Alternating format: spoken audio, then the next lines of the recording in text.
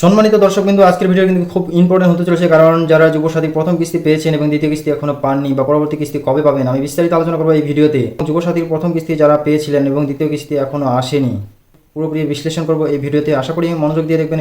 যারা ফলো করে রেখেছেন তাদের উদ্দেশ্য বলবো যে একটু বেশি বেশি পরিমাণে শেয়ার করে দেবেন, এবং যারা নতুন ভিউয়ার্স আছে মানে নতুন দেখছেন তাদের উদ্দেশ্য বলবো যে ফলো করতে ভুলবেন না, কারণ এরকম ইনফরমেটিভ ভিডিও কিন্তু আমি প্রতিনিয়ত আমার ফেসবুক আইডিতে আপলোড দিয়ে থাকি। এমন কিছু তথ্য যারা জানতে চায় অথচ জানতে পায় না, এরকম ইনফরমেটিভ কিন্তু আমার ফেসবুক আইডিতে এরকম ভিডিও কিন্তু আপনারা পেয়ে যাবেন। তো চলুন ভিডিওটি শুরু করি।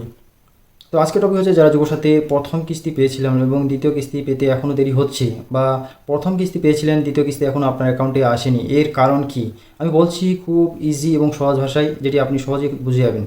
তো প্রথমে বলি, যারা যুবসাথী প্রথম কিস্তি পেয়েছিলেন এবং দ্বিতীয় কিস্তি এখনও পাচ্ছেন না বা আপনার অ্যাকাউন্টে আসেনি, এর কারণ কি? এর কারণ হচ্ছে যে আপনার যে অ্যাকাউন্ট আছে সেই অ্যাকাউন্টে হয়তো ডিবিটি লিঙ্ক নেই, মানে এক কথায় আধার লিঙ্ক নেই।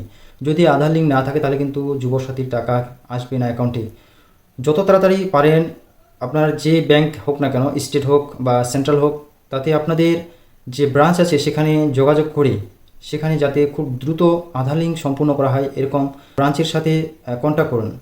এবং যাদের দেখছেন যে অ্যাকাউন্ট দিয়েছিলেন আলাদা এবং টাকা ঢুকেছে অন্য অ্যাকাউন্টে, এর কারণ কি? অনেকে এই টাকা ঢুকাতে কিন্তু কনফিউজে পড়ে গেছে। তো আমি বলছি যে যাদের এরকম হয়েছে, ধরুন যে স্টেট ব্যাংকে জমা করেছিল ফর্ম ফিল আপের সময় টাকা ঢুকেছে সেন্ট্রাল ব্যাংকে, তো এটা নিয়ে অনেক কিন্তু কেউ কনফিউজে আছে। যাদের এরকম হয়েছে এটা কিন্তু ম্যান হচ্ছে এবারে কিন্তু ডিবিটি মানে আধারের মাধ্যমে কিন্তু পেমেন্ট করেছে। যুবসাথীর টাকা যে পেমেন্ট হয়েছে এটা কিন্তু আধারের মাধ্যমে পেমেন্ট হয়েছে। ধরে নাও যে স্টেট ব্যাংক জমা করেছিল সেখানে আধার লিঙ্ক নেই, সেন্ট্রাল ব্যাংকে আধার লিঙ্ক আছে, মানে আধার যেখানে কানেক্ট করা আছে মানে লিঙ্ক করা আছে এক কথায়, সেখানে কিন্তু অটোমেটিক সেই টাকা কিন্তু পৌঁছে যায়। তো এটা নিয়ে কিন্তু ঘাবড়ানোর বা টেনশন করার কোনো কারণ নেই।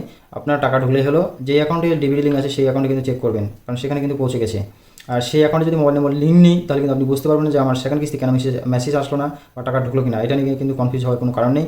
যে অ্যাকাউন্টে লিঙ্ক আছে সেই অ্যাকাউন্টে কিন্তু অবশ্যই চেক করে নিতে পারেন, কারণ যুবসাথীর টাকা যারা মার্চে পেয়েছে এবং এপ্রিলে যারা 15 তারিখের মধ্যে পাননি এখনও, তো অবশ্যই কিন্তু আপনার অ্যাকাউন্টে যে ডিবিটি লিঙ্ক আছে মানে আধার লিঙ্ক আছে সেখানে কিন্তু অবশ্যই সেই অ্যাকাউন্ট কিন্তু চেক করে নেবেন। যদি ফোনপে বা আধার লিঙ্ক নেই বা মোবাইলের সাথে চেক করার কোনো ফ্যাসিলিটি নেই, তাহলে অবশ্যই সে আপনার যে অ্যাকাউন্ট পাসবুক আছে আপডেট করে নিয়ে সেখানে কিন্তু একেবারে পুরো জেনে নিতে পারেন যে টাকা আসলো কিনা।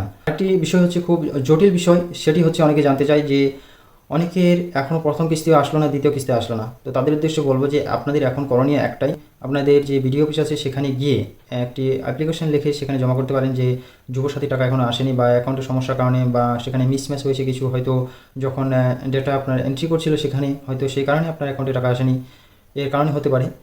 অজানা তথ্য কিন্তু যারা জানতে চায় কোথাও পায় না, এরকম ভিডিও কিন্তু আমার ফেসবুকে আমি আপলোড দিয়ে থাকি।